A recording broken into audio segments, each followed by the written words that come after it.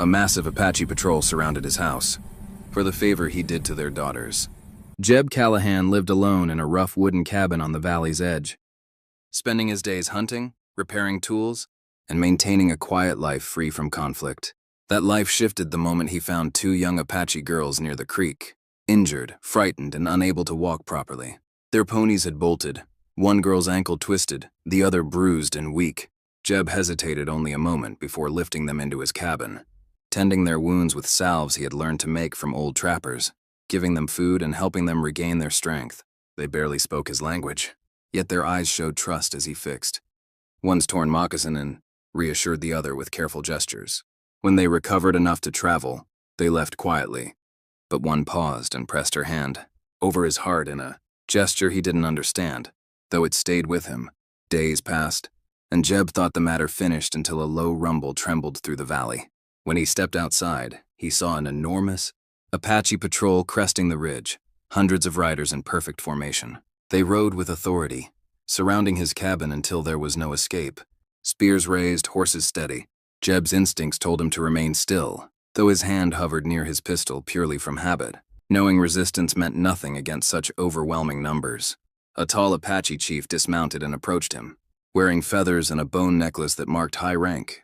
Expecting punishment for interfering in tribal matters, Jeb braced himself, but the chief lifted a hand in peace, speaking first in his own tongue, then in broken English. The chief explained that the girls Jeb helped were nieces of a respected elder, and that word of his kindness had spread quickly among their people. Protecting the young carried deep meaning, and a man who aided them without seeking reward was seen as honorable. The riders around them remained still, watching closely, while the chief's voice carried respect rather than threat. He told Jeb that the patrol had come not to harm him, but to acknowledge what he had done, a gesture rare for someone outside their tribe. Jeb listened, bewildered, as the chief spoke of an old principle within their culture. Honor must be answered with honor. The girls had described how he treated them gently, asked for nothing in return, and stayed by their side until they could walk again. To the Apache, this spoke of his spirit more than any words could. The chief gestured to the hundreds of gathered riders, explaining that their presence was a tribute. They believed no good deed should go without recognition, especially from their warriors. Jeb's breath caught as he realized the gravity of the moment. What he had done from simple decency had been interpreted as a deed worthy of a ceremonial response. Then the chief revealed there was more. Scouts had reported raiders moving near Apache territory, the kind known to strike isolated ranchers. They feared that Jeb, living alone, might be targeted. Because he had protected their own, they had come to protect him before danger arrived. Jeb felt a strange mixture of surprise and humility as the chief extended his arm in a warrior's greeting. When Jeb grasped it, the circle of riders let out a resonant chant that rolled across the valley, a sound that echoed with pride and unity. It was not the noise of threat, but of acknowledgement. Standing at his doorway, surrounded by riders stretching farther than he could count, Jeb understood that his life had changed in ways he never expected. He had acted without thought of reward. Yet the Apache stood before him offering something greater than thanks. They had come to place him under their protection, forming a bond forged from compassion freely given. As the chief released his arm, Jeb realized he was no longer just a solitary rancher on forgotten land. He had become part of something larger, woven into the honor of a people who repaid loyalty with loyalty and remembered every kindness shown to their own.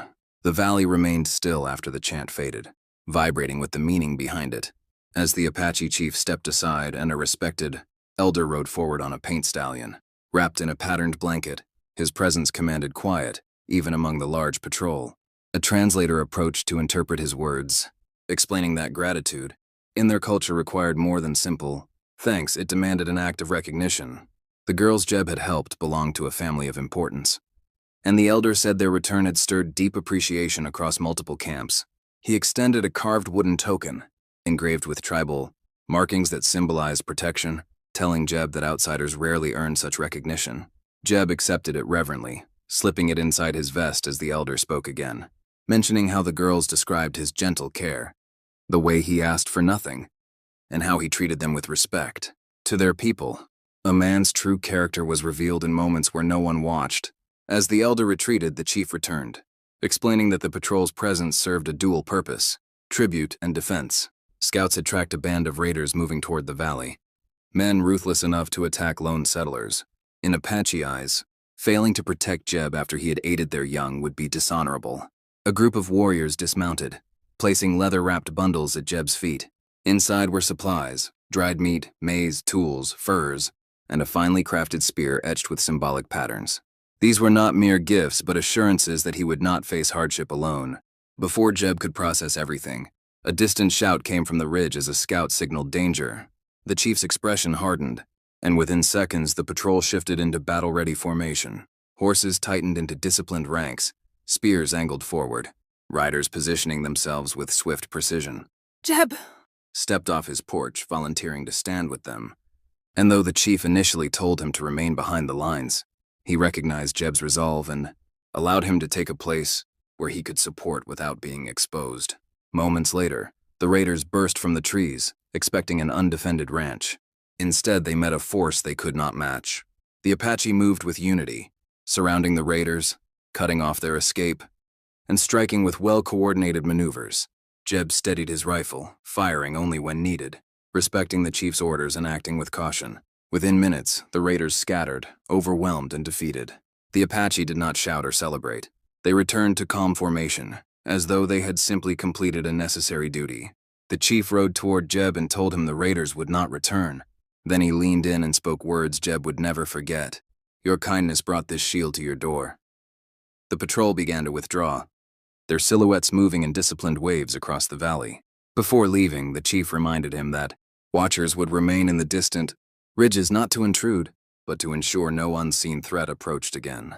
Jeb watched as hundreds of riders departed, their loyalty bound not by obligation, but by mutual respect. When he placed his hand over the carved token inside his vest, he felt the weight of the bond he had earned. He had acted on instinct, offering help to two frightened strangers. But that simple decision had forged a connection deeper than he could have imagined. From that day forward, the valley no longer felt empty. Jeb sensed the unseen guardians who kept silent watch over him, honoring the man who treated their daughters with compassion. And though he returned to his quiet life, he carried a new certainty in his heart, that even a single act of kindness could echo far enough to gather an entire nation of warriors around a man and leave him forever changed.